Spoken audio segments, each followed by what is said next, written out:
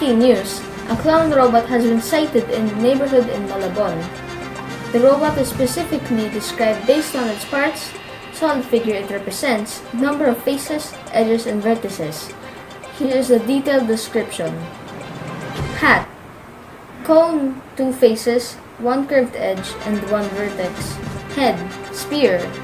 1 curved face, 0 edge, and 0 vertex. Nose. Half spear or hemisphere, 1 flat face, 1 curved face, and 1 curved edge, and 0 vertex. Ears. Triangular prism, 5 faces, 6 vertices, and 9 edges. Eyes.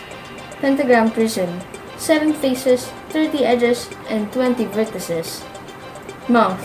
Body and neck, cylinder. 2 flat faces, 1 curved face, 2 curved edges, and 0 vertex. Shoulder. Cube. 6 faces, 12 edges, and 8 vertices. Arms. Rectangular prism. It has 6 faces, 12 edges, and 8 vertices. Chest. Square pyramid. 5 faces, 8 edges, and 5 vertices.